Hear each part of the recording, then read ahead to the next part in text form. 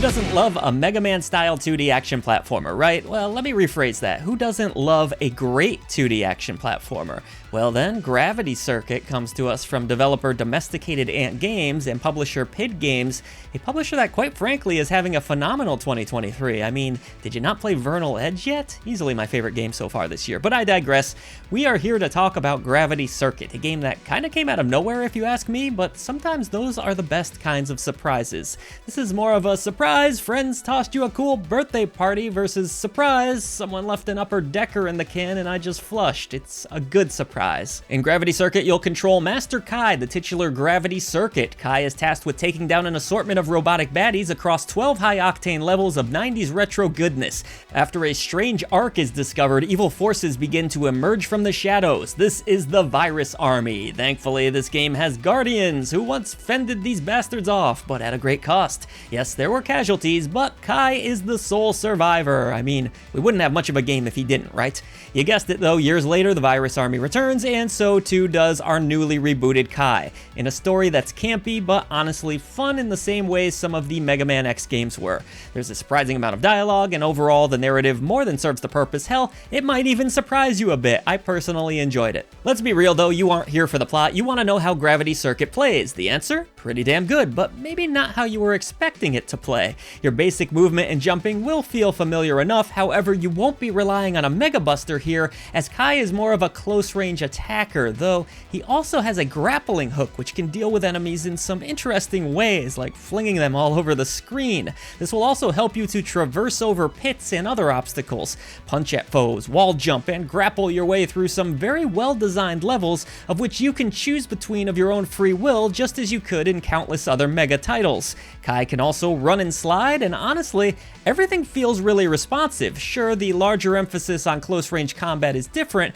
but it works well enough. Did I prefer it to busting from a distance? No. Did I kinda get irritated with the grappling here or there? Sure I did. I fell into many pits that pissed me off, but in the end, the Gravity Circuit still feels really sound, and more importantly, it is mostly fun to play. Adding even more fun are burst techniques, which are limited, so you'll need to use them wisely. These attacks will differ depending on which direction you push, which almost gives off a little bit of a fighting game vibe. Players can equip up to 4 of these techniques at once, of which there are a good variety of. Yes, between levels, you also have a main hub world, with a lovely nurse who will sell you chips in exchange for cash or tokens you acquire. You acquire these from rescuing lost robots hidden within levels. One of these chips might allow you to jump higher as an example, but they are all interesting to experiment with and mostly useful. There's new uppercuts, all kinds of new attacks, and really an impressive amount to unlock in a game where you might not be expecting a ton of replayability. Like always with the Mega Man games anyways, the replayability came in getting awesome at them and learning everything and just showing off in front of your friends. You can definitely still do that with Gravity Circuit. But it is nice that the developer went the extra mile and added a lot of different ways for you to play and experiment. Now all of this said, try as you might, this is a retro action platformer at the end of the day, and that's going to mean a steep challenge.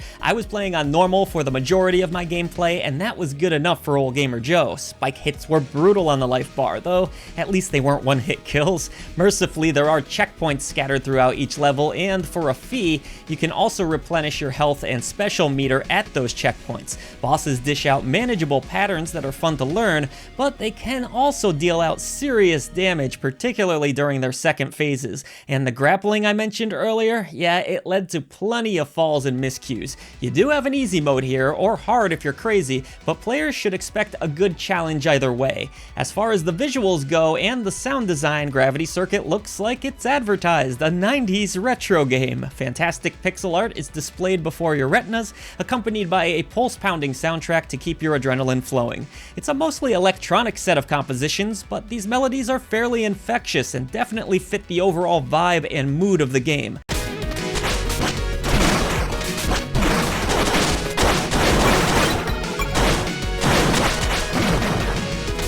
There's no real surprises in terms of presentation here, and some of the enemy designs were a little uninspired, but overall Gravity Circuit does what it sets out to do, emulate the look and feel of a retro 2D action platformer. It's very good at that. At the end of the day, if you're a fan of this genre, you definitely owe it to yourself to give Gravity Circuit a spin. While the grappling hook wasn't my favorite and the close range combat is a different feel, I grew to like it, and I can appreciate a developer trying something a little bit different with a familiar genre. With plenty of challenging levels to go through, secrets and unlockables, those enjoyable boss battles, I really ended up having a good time with this one. It retains the spirit and playability we've come to expect from some of the greatest games of the past.